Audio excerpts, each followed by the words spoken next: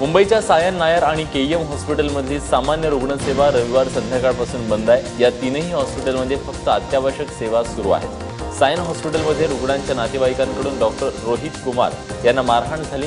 या मारहाणीच्या निषेधार्थ निवासी डॉक्टर सामूहिक रजेवर गेले।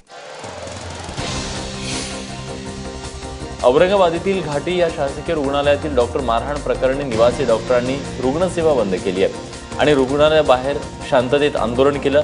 रात्री उशिरा एकाचा हात फ्रॅक्चर झाला होता। त्याला पाहण्यासाठी नातेवाईकांनी डॉक्टर विवेक बडगे यांच्याशी हुज्जत घातली आणि त्यानंतर नातेवाईकांनी डॉक्टर विवेक यांना मारहाण केल्याचा आरोप डॉक्टरांनी केला। गोरखपूरचे खासदार योगी आदित्यनाथ यांनी उत्तर प्रदेशच्या मुख्यमंत्री पदाची शपथ घेतली, तर प्रदेशाध्यक्ष केशव प्रसाद मौर्य आणि लखनौचे महापौर दिनेश शर्मा यांची उपमुख्यमंत्रीपदी शपथ देण्यात आली। या शपथविधी सोहळ्यासाठी पंतप्रधान नरेंद्र मोदी, भाजपचे ज्येष्ठ नेते लालकृष्ण अडवाणी आणि भाजपचे अध्यक्ष अमित शहा यांच्यासह दिग्गज नेते उपस्थित होते। योगी आदित्यनाथ यांच्यासोबत सुमारे 46 जणांनी मंत्रिपदाची शपथ घेतली। पंतप्रधान नरेंद्र मोदी आणि भाजपचे अनेक दिग्गज नेते या शपथविधी सोहळ्याला उपस्थित राहिले, मात्र मंचावर यादव पिता पुत्रांनी लावलेली हजेरी सगळ्यांचं लक्ष वेधून घेणारी ठरली। अखिलेश आणि मुलायम सिंग यांनी भाजप नेत्यांशी हसतमुखानं हस्तांदोलन केलं आणि मनमोकळ्या गप्पाही केल्या। प्रचाराच्या रणधुमाळीत योगी आदित्यनाथ आणि अखिलेश यांच्यातलं वाकयुद्ध शिगेला पोहोचलं होतं।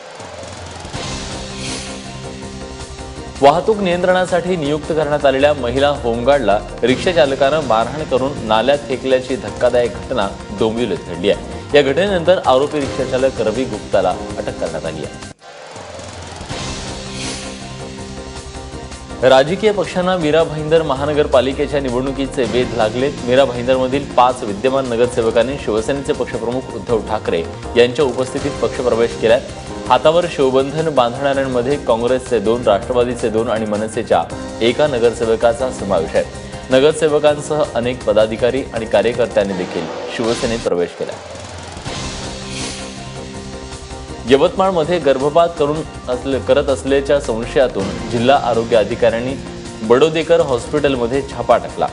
झरी जामणी तालुक्यातल्या मुकुटबन इथल्या मनोज आणि सुरेखा बडोदेकर दाम्पत्याच्या हॉस्पिटलमध्ये ही कारवाई करण्यात आली आहे। यावेळी 100 गर्भ परीक्षणाच्या किट आणि बाजूच्याच मेडिकलमधून प्रतिबंधित गोळ्यांचा साठाही जप्त करण्यात आलाय। बडोदेकर दाम्पत्य आणि मेडिकलचा मालकही फरार असून गुन्हा दाखल करण्यात आलाय। चंद्रपूर महानगरपालिकेची निवडणूक पुढच्या महिन्यात होतीये, मात्र मतदार यादीतल्या घोळामुळे उमेदवारांची झोप उडाली आहे। इथे प्रभाग रचना नव्यानं करण्यात आली आहे, मात्र नव्या मतदार यादीनुसार हजारो मतदारांचं वास्तव्य एका प्रभागात तर मतदान दुसऱ्या प्रभागात असल्याचं दिसून येत आहे। या संदर्भात आयुक्तांकडेही तक्रार करण्यात आली आहे। लातूर जिल्ह्यात झालेल्या गारपिटीमुळे एलोरी गावात मोर, चिमणी आणि रानपक्ष्यांचा माळावर अक्षरशः सडा पडलाय, तर कोट्यवधींचा हातातोंडाशी आलेले पीक देखील वाया गेले। गारपिटीच्या माऱ्यामुळे जवळपास 2,500 ते 3,000 पक्षी मृत्युमुखी पडलेत। सोबतच शेतातले बैल, गायी, म्हशी, हरणं अशा जनावरांनाही गारपिटीचा मारा सहन करावा लागला।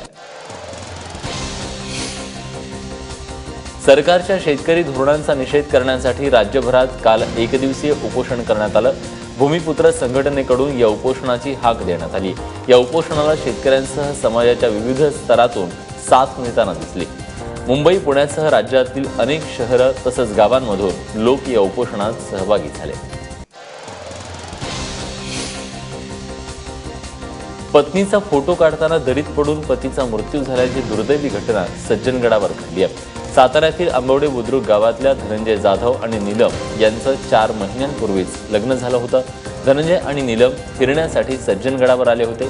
नीलमचा फोटो काढण्यासाठी धनंजय दरीच्या टोकावर उभा होता, मात्र पाय घसरल्यानं धनंजय दरीत कोसळला आणि त्याचा मृत्यू झाला। पुण्यातल्या तळजाई वस्तीत 19 वर्षीय तरुणाची दगडानं ठेचून निर्घृण हत्या करण्यात आली आहे। रामावतार जाटव असं हत्या झालेल्या तरुणांचं नाव आहे। आरोपी अक्षय दिवटे आणि सुमित काळे बाईकनं जात असताना रामावतारला धडक दिली आणि आरोपीने रामावतारकडे पैशांची मागणी केली, मात्र पैसे देण्यास नकार दिल्यानं रामावतारला जबर मारहाण करत त्याच्या चेहऱ्यावर दगड टाकला। त्यातच त्याचा मृत्यू झाला। दरम्यान दोन्ही आरोपींना अटक करण्यात आली आहे। नागपूरच्या कामठी रोडवर स्टार बस आणि ॲक्टिवाचा अपघात झाला। यात ॲक्टिवावरील 2 जण जखमी झाले। संतापलेल्या परिसरातील लोकांनी एकत्र येऊन बस जाळली। दरम्यान पोलिसांनी अद्याप कुठलाही गुन्हा दाखल झालेला नाही। फोटोशॉप केलेला धार्मिक फोटो फेसबुकवर पोस्ट केल्यानं ट्रॉम्बे परिसरात पोलिसांच्या गाड्यांची तोडफोड आणि जाळपोळ करण्यात आली। तसंच पोलीस स्टेशनवर दगडफेक झाली आहे। नवी मुंबई पालिकेत काम करणाऱ्या तरुणानं हा फोटो फेसबुकवर पोस्ट केला। पोलिसांनी सायबर गुन्ह्याअंतर्गत आरोपीला अटकही केली आहे। आपण आपल्या व्हॉट्सअपवर विचारपूर्वक पोस्ट टाका, कारण उल्हासनगरमध्ये वादग्रस्त पोस्ट टाकल्यानं व्हॉट्सअप ग्रुपच्या एका सदस्याला 5 दिवसांची पोलीस कोठडी देण्यात आली आहे। विनय कलनानी असं या व्हॉट्सअप ग्रुपच्या सदस्याचं नाव आहे। पेंग्विनच्या दर्शनासाठी राणीच्या बागेत मुंबईकरांनी मोठी गर्दी केली आहे। काल रविवारची सुट्टी असल्यानं आणि त्यातच 31 मार्चपर्यंत पेंग्विनना पाहण्यासाठी कुठलंही शुल्क नसल्यानं राणीच्या बागेत मुंबईकर मोठ्या संख्येनं जमले। हंबोट पेंग्विन कक्षाच्या बाहेर लांबच लांब रांगा लागल्या होत्या। काल एका दिवशी तब्बल 30,000 लोकांनी पेंग्विन दर्शन घेतलं।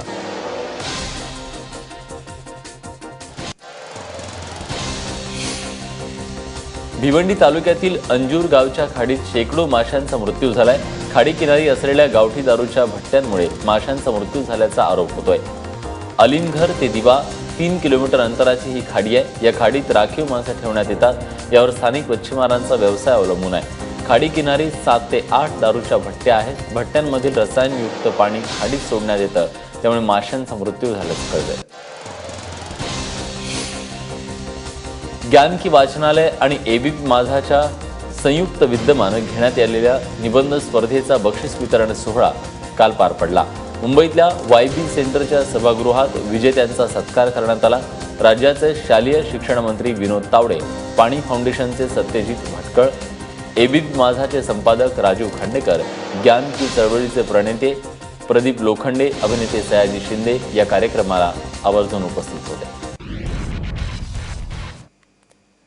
मनसे अध्यक्ष राज ठाकरे यांचा मुलगा अमित ठाकरेनं बंजी जम्पिंगचा थ्रिल अनुभवला। अमितनं थ्रिलचा व्हिडिओ फेसबुक अकाउंटला पोस्ट केलाय। न्यूझीलंडमधील जगप्रसिद्ध कावाराऊ ब्रिजवरली हा व्हिडिओ आहे। टेस्टिंग ग्रॅव्हिटी असं अमितनं व्हिडिओ शेअर करताना लिहिलंय। बंजी जम्पिंगचा व्हिडिओ फेसबुकवर शेअर केल्यानंतर लगेचच तो व्हायरल देखील झाला।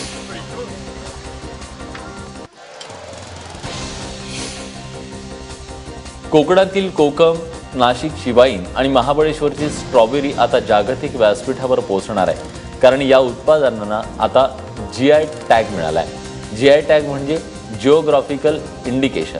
हा दर्जा मिळाल्यानं त्या गोष्टीच्या गुणवत्तेचा जागतिक मान्यता प्राप्त होते। कोकणातील कोकम, नाशिकची वाईन आणि महाबळेश्वरच्या स्ट्रॉबेरीला यामुळे नक्कीच फायदा होणार आहे। ओडिशाचे माजी राज्यसभा खासदार प्यारीमोहन मोहपात्रा यांचं काल मुंबईच्या हिंदुजा रुग्णालयात निधन झालं। ते 77 वर्षांचे होते। फुफ्फुसाच्या आजारावर हिंदुजा रुग्णालयात त्यांच्यावर उपचार सुरू होते। या उपचाराच्या दरम्यान त्यांचं निधन झालं। प्यारीमोहन मोहपात्रा हे ओडिशा जनमोर्चा पक्षाचे अध्यक्ष होते। त्यांना ओडिशाच्या राजकारणाचे चाणक्य म्हणून संबोधलं जायचं।